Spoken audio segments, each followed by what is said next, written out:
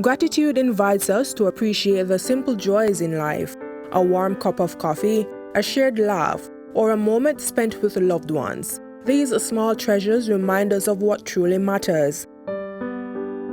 Expressing gratitude doesn't just uplift others, it lifts us too. Even in tough times, gratitude helps us find perspective. It allows us to recognize the lessons learned and the strength gained.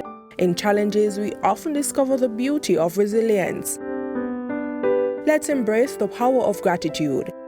Let's celebrate the people, moments, and experiences that fill our lives with joy.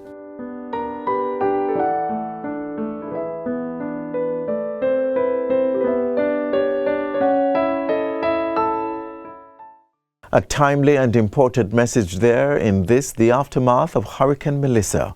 Some of us would have been affected less than others, so give a helping hand wherever you can and be thankful you are in a position to help. For those who may not see much to be grateful for at this time, we understand, and I would just say, I am grateful you are still here with us and look forward to brighter days ahead for you. You're not alone.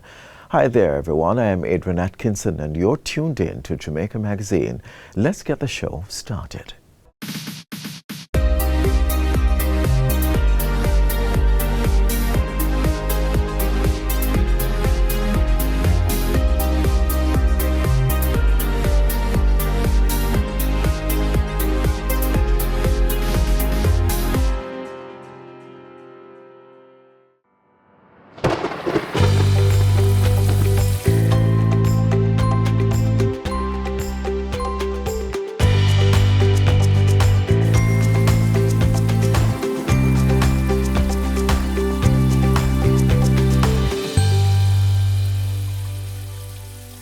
No doubt, many of us will be in cleanup mode for a long while after the passage of Hurricane Melissa.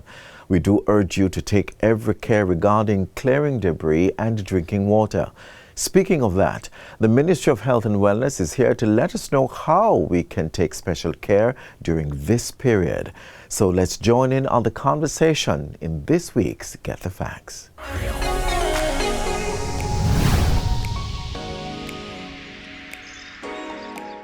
Welcome to Get the Facts, the show that gives you information on the latest topics. I'm Theodore Henry. In the aftermath of a hurricane, while we focus on cleaning up and rebuilding, it's also important that we protect our health. Today we're joined by Michael Williams, Director of Environmental Health in the Ministry of Health and Wellness, and he's here to discuss the key health concerns following a major storm and what Jamaicans can do to stay safe. Sir Williams, welcome to Get the Facts. Thank you very much, Theodore Henry, and to your viewers and listeners. Happy to be here. Great. It's been a wild week. Yes, indeed. It's been a wild week, indeed. Melissa. Mm-hmm. And after a major hurricane, what are some of the most urgent environmental health concerns? All right. So following the passage of Hurricane Melissa, yes, which was a Category 5, the major concerns has to do with water safety, food safety. Then there is a whole thing of persons becoming injured. We lost so many of our health facilities. Then there are persons who were living with existing health conditions that may have been exacerbated. Right. And we have new situations where persons can become ill with waterborne illnesses. Yeah. Food supply, the risk is high that you could have contaminated food, foods that were not properly frozen or chilled. They thawed, and persons think it hard to dispose of those food. So we cook them out and sell them? They cook them up, season and sell them. You could also have a situation where persons would have raided like a fowl farm that lost the birds through drowning. Yeah. And cleaned them up, got them, put them into the food chain. There are many things. So some of the concerns that we see are really critical. When you look at the loss of persons' home, it also means that persons would have lost their sanitary facilities, their toilet facilities. Right. Where will those people go? Right, and are they cognizant of, maybe you go over there and you relieve yourself, it gets into the water that people are walking? Exactly, so these are big concerns. People are outdoor now to the elements, sun in the day and the dew in the night. And so their health can deteriorate under conditions like that. They become more vulnerable. Then a little later now, you're going to have the prolific breeding of vectors of diseases like mosquitoes. You will have more rats and mice running up and down because their harborages were washed out. And if you think of the cane fields, it happens all the while. Yeah. Where when the cane fields become flooded, the rats run out and they invade the home. So there are many risks involved. Right. So some of the big risks that we are looking for that may happen is like you have outbreaks of waterborne diseases. So you're talking about things like your gastroenteritis. It could be dysentery. When you have situations where you have lack of potable water to wash hands and you're preparing food, or the food itself become contaminated, you can have various waterborne illnesses. Well, I want to touch on outbreaks, potential outbreaks. Let's clarify that. You said potential. Could happen. MOH would be assessing, watching, looking for these things. How does MOHW go about their assessment? All right. So pre-Hurricane Melissa, we have public health inspectors. We have a cadre of roughly 600 public health inspectors who carry out various environmental health tasks. We talk about food safety. We talk about water quality monitoring. We talk about environmental general sanitation. Vector control. Vector control. You have institutional monitoring. You have, we talk about port health and quarantine. So this cadre of public health inspectors are in various places doing different activities to ensure that your food, your water, your institutions are safe. We have public health inspectors that work at the processing plants, Jamaica broilers, Caribbean broilers, to ensure that the poultry meat is fit for consumption. Sir Williams, if I can come in here, it's interesting that people might say, okay, now is the time we have to rebuild this and rebuild that. But I'm impressed that these things have to happen alongside the clearing, alongside the rebuilding. Because we don't want sickness to now become a national concern like that. And I want to zoom in on the water. Water is life. Definitely. And there are many people who are concerned about the tap water. How can people make tap water safe, and what should they be doing in terms of storage? All right. So post Melissa, public health inspectors are on the field already the day after the storm passed. In fact, they are out there in their numbers, and we'll be checking for things like your water suppliers. NWC being the major supplier, your municipal corporations, and you have some private suppliers too. So we're out there testing the water in the tap. Right now we're doing tests for chlorine residual. Chlorine is the disinfectant that purifies the water. And we also do sampling, take samples to the lab to find out if there are any pathogens, any germs in the water that will make you sick. And so we go to the suppliers, we go to the distribution system. Apart from that, let us say you're in a community that the supply has been washed out. So we go and we do health education. That's happening now? Yes, man, we inform the community. You have to boil your water. Boil? And when we say boil your water, we're talking about you want it to boil, it bubbles for at least 1 minute. To ensure that you kill your germs. Let us say you're out of gasoline or things to light a fire. You can use chemical. You can use household bleach to put in your water. And we say 2 drops to every liter of water. And when we say drop, we don't mean you turn over the cap. Literal. Use a spoon or a clean utensil and just put it in the bleach cover. 2 drops to every liter. So if you have a gallon, that's 8 drops. Yes. Okay, let me jump in right here, Sir Williams. We're Yes. going to pick up with this, but we have to go to a short break right now. The discussion will continue with Michael Williams, Director of Environmental Health in the Ministry of Health and Wellness. Okay.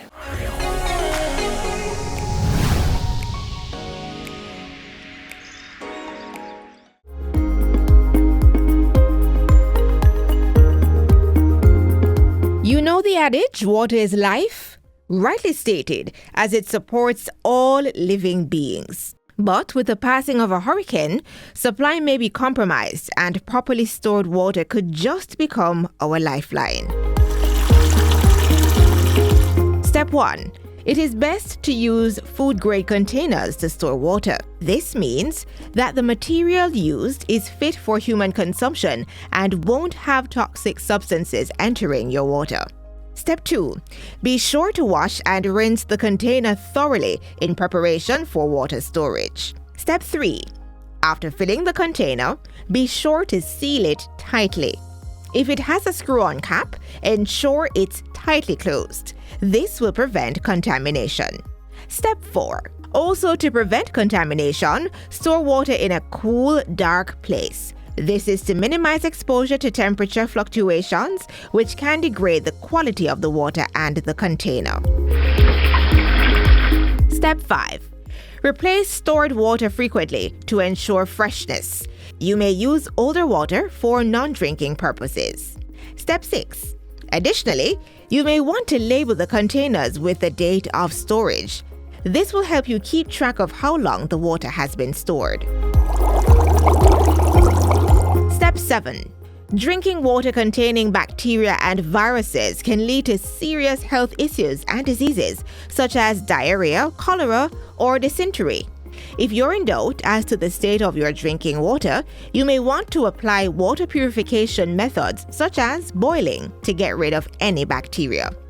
Step 8. Finally, going back to point number 1, do not store water in containers that have been used for chemicals or substances that can leach into the water and your system.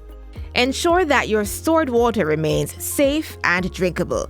Protect your water, and it will protect you.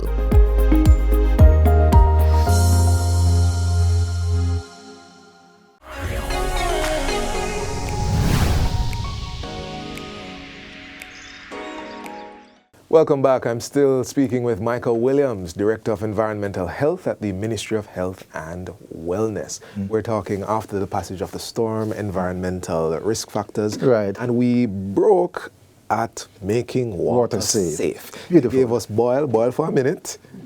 No. Make it bubble up. Let it bubble For a minute. At least a minute. Right. You gave us the drops to water ratio. You can Right, using household bleach. Right. And there's one other. After you add the bleach, Yes. you have to agitate it properly. Shake the container properly. Yeah. And you allow it to stand for 30 minutes before you drink that water. Sir Williams, can you give us the equation again? The drops equation. All right, so we're saying that for every liter of water, 2 drops of bleach, Right. household bleach, Right. no bulk bleach. Bulk bleach has a lot of additives which Right. are not safe. Okay. And 2 drops per liter. So if you have a gallon of water, that is 8 drops. Now let us say that the water is a bit cloudy. Right. If the water is a bit cloudy, you have to strain that water. So you use a very clean material, and you strain the water. You mean like cloth? Where Yes, you can run it through yes, cloth? clean cloth. Right. Yeah, if you have a clean merino that was washed and put aside, you can use something like that. Okay. People have even said paper towel can help to strain. And you strain to get rid of any debris, because people might be using rainwater. So get rid of the debris, add your bleach, agitate it for a good minute or so, half a minute, and then you allow it to stand for 30 minutes before you drink. Right. Lastly, Yes. if you don't have any bleach, you can't light a fire. We have noticed that we had a good sunshine, about 2-3 days of good sunshine after the rain. Yeah. Ultraviolet light. All right. If you put the water in a plastic bottle, 6 hours in the sunshine can kill the germs. What sort of plastic bottle we're talking? It would have to be those 5-gallon bottles. No. We're talking about like a liter bottle or two. Yeah. So smaller is better. Yeah, because the sunlight has to penetrate it. Right. 6 hours, a longer time now. Right. To purify the water. Smaller is better. Yeah. Got you. Now, you spoke about potential outbreaks. I'll bring back some of the things you mentioned. Dengue, gastroenteritis, infections, leptospirosis. Rats are out there relieving themselves. Yeah. What should people look for as risk factors and symptoms? Those two things. All right. So, illnesses normally come with signs and symptoms. Although you have some people with a good immune system who can may be infected, but still good. So when we're talking about like your dengue and your Zika, chikungunya, it comes with fever, headache. Watch for the fever. Watch for the headaches. Yes, and sometimes rash will be there, among other things. Fortunately, if it doesn't get to severe cases, stay home, drink your fluids. Most people get well. To self-resolve. Yes. Like your leptospirosis, we encourage people not to wade in stagnant water or after a flood. Right. Because you can get some little scrape, abrasion, and the leptospirosis germ can burrow through. You become infected. Right. So you have to be careful where those things are concerned. Okay. And we encourage people to just be safe. Don't do things that will expose you to illnesses. Food safety. Very critical. And so, your food supply, we encourage people to buy from a certified outlet. We're talking about an outlet that was licensed to sell food. Food handlers have their food handlers permit, and the outlet is licensed as a food establishment. And the license should be affixed in the establishment so the public can see. And part of this, buying from an established place, it also, that sort of place will likely be inspected by the inspectors you spoke of. So there's a chain of safety that they can take advantage of. Even the jerkman that people go to should have his food handler's permit with him. Yes, true. He should have his bucket of clean water and soap to wash his hands. Look for these things. Look for not these just the smoke. No, don't let the aroma of the jerk chicken. Look for these things. We're talking about food safety. Don't, if you hear people selling chicken for $30 a pound, run away from that. Fish, $100. No, run away from that. Risk are high, and we have people who will do all kinds of things to make money. So buy from the certified outlets. Just also, Mr. Henry, we talk about immediately after the storm, a lot of shops, supermarkets may have been damaged. So do not buy any canned stuff without labels. Or if it is dented or corroded, don't buy it. And goods, the label must be on, it must be in good condition, not moist, not dirty, not dented. These are some of the things you look out for when you're buying goods. And as you say, if you stick to the certified outlet, you should be pretty much safe. This one might be a little tricky to give very definite details, but when it comes to sickness right now, we've had a lot of infrastructure loss, especially out west. When it comes to sickness, persons develop these symptoms, it's not self-resolving. Is there any directive, any direction you can share with our viewers? Where can you go? What can you do? Let us say you're in Black River, St. Elizabeth. The hospital was severely damaged, and some of the health centers. In fact, we are in the process of reopening health centers, I think, from yesterday. Remember now, the hospitals are there to deal with your serious cases. So your health centers, the primary care facilities, are reopening. So if you're ill at home, or the person is ill, take them to a primary care facility or a private physician where they can get some care.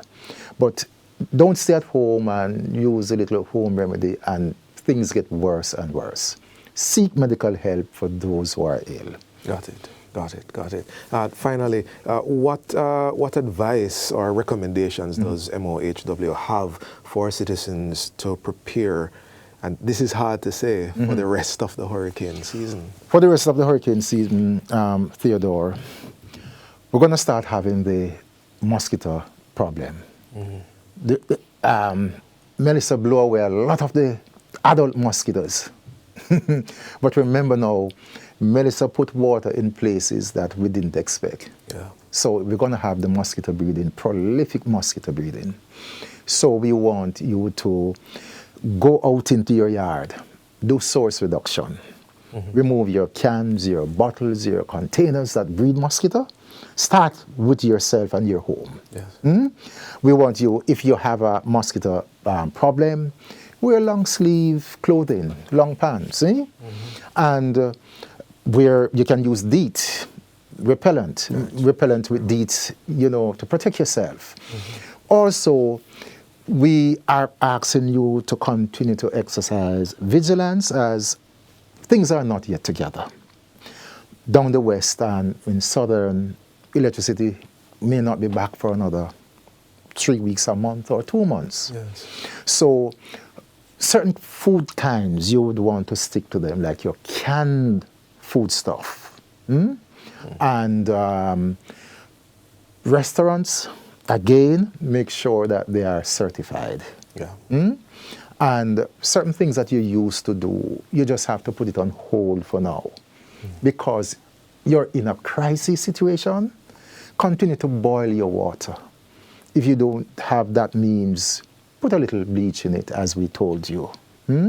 And try your best not to become injured, as healthcare is rebuilding just now. And under strain. Under a lot of strain, right? And if you're ill, seek medical attention. Yes. Yeah. Among other things that you can do. But it's a really perilous time we are in now, and we expect our citizenry to really do what they can at home, protect themselves, protect the young ones, the vulnerable ones, the young children, the elderly, persons living with existing conditions. Got it. Do what you can. Thank Yes. you. Thank you. Thank you. That's all the time we have for today. We've been having a discussion with Michael Williams, Director of Environmental Health at the Ministry of Health and Wellness. This has been Get the Facts, and I'm your host, Theodore Henry. Until next time, stay safe. And remember to take the necessary precautions that Sir Williams led us through today. Take the necessary measures, protect yourself, protect your loved ones, look out for your neighbor throughout this recovery period and the rest of the hurricane season.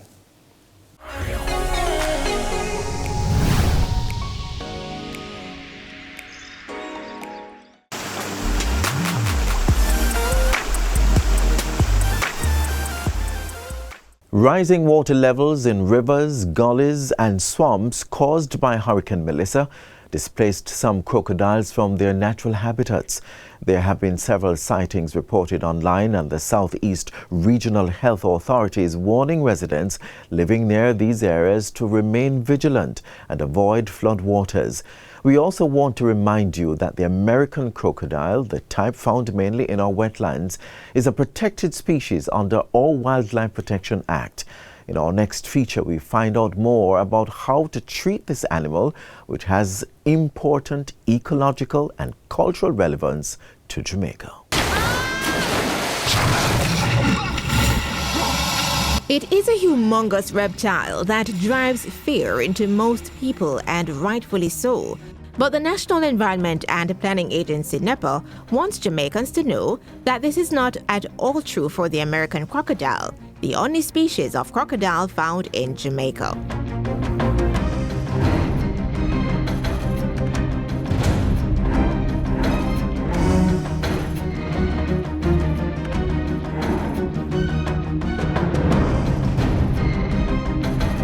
One of the things that we want people to understand is there are various species of crocodiles.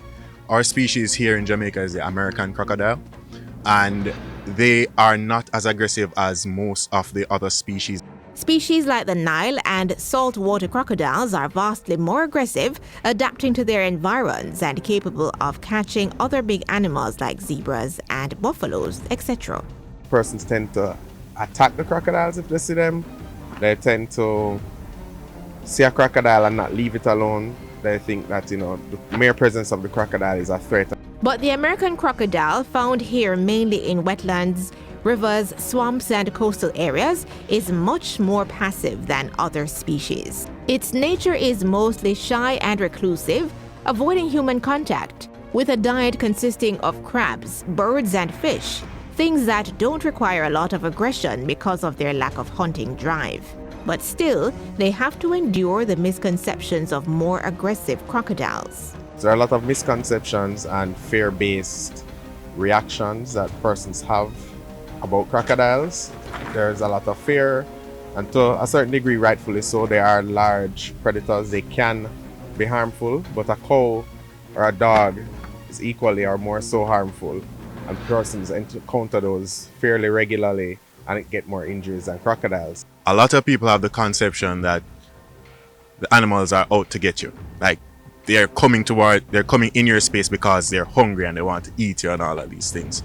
Ideas that are fueled by movies and documentaries. And with more infrastructure being built and people moving into wetland areas to live, more Jamaicans are coming into contact with crocodiles, a recipe for disaster, not just for humans, but the animals too.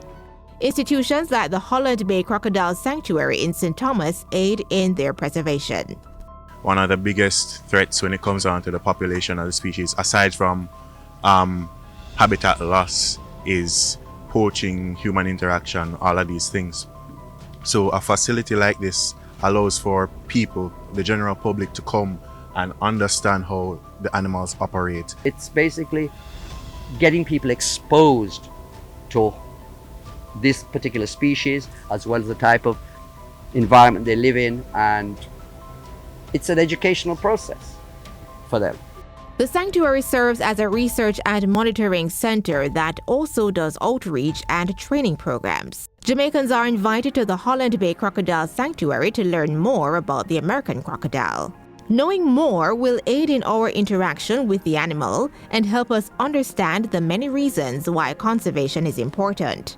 One of which is the fact that they have been described as wetland engineers. In the wetland, you have areas that the crocodile would habitually go through, and it creates this channel and it connects that water source to another water source. Without those channels, they would then be overgrown by some of the reeds. Why this is important is that those channels allow for juvenile fish. It allows connectivity between the wetlands, the estuaries, and sometimes the sea.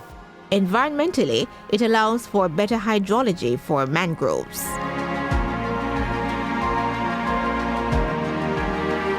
Getting back to where we started, while they're generally passive, crocodiles are predators, and certain conditions could see changes in behavior. Behavioral change, just like any other animal, can be preempted by humans. So people feeding crocodiles somewhere where they know, so a fishing village, gutting the fish, throwing it. The crocodile gets used to that easy meal and associates people with being fed. Just like not a dog or a cat that you usually feed and it comes around all the time. And we don't encourage this because it can lead to tragic interactions. A crocodile may see someone and now approach instead of retreating. It is best to let the professionals deal with them. The correct course of action is to notify the authorities, because depending on the situation, it may be a watch and see thing, or there may need to be some sort of intervention to protect both the person and the crocodile. For more information, contact the National Environment and Planning Agency at 876-754-026 or visit the head office at 10 to 11 Caledonia Avenue, Kingston 5.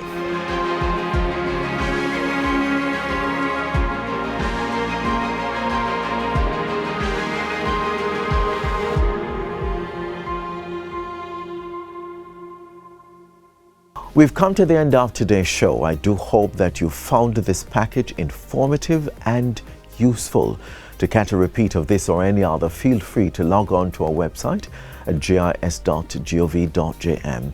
Until next time, I'm Adrian Atkinson. Stay safe and do take care.